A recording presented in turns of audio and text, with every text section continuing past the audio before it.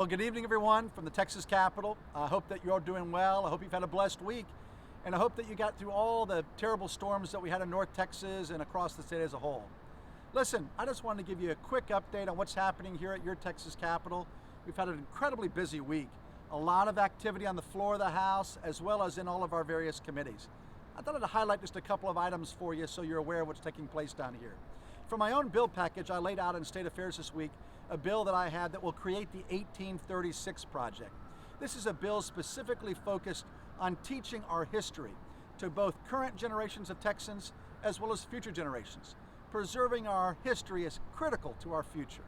I also had the great privilege and honor of laying out in committee a bill that will help protect our critical infrastructure, our electric grid, our water systems, our telecommunications infrastructure from hostile countries that would work to own or invest in our critical infrastructure. I laid that bill out, and in particular I'm talking about hostile countries, Iran, North Korea, China, and Russia. And I hope you'll follow me as that bill makes its way, I should say, through the process.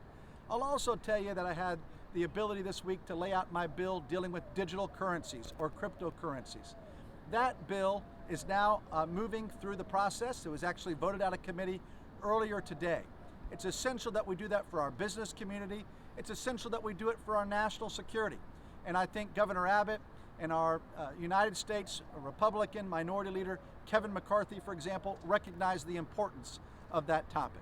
I also laid out a bill in committee this week that's very near and dear to my heart, making certain that we protect life from conception to natural death with a bill that I have that works to reform the Texas Advanced Directive Act, in particular the 10-day law.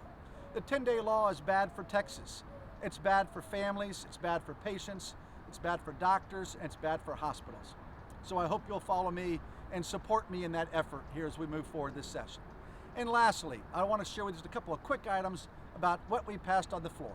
We passed constitutional carry this week on the floor, in fact, earlier today on third reading. We also passed one of my bills dealing with providing additional disclosure and transparency to homeowners that would buy a home.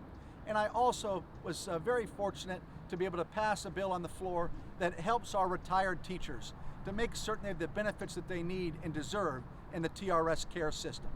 And lastly, just a big shout out to our wonderful leadership back home.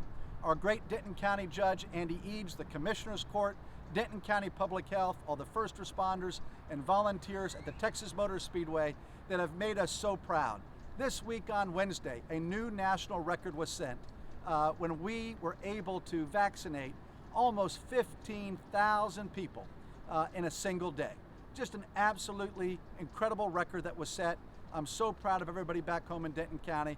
I hope you have a blessed week with your family and get some rest this weekend. God bless you all, and please don't hesitate to call me if I can ever be of service.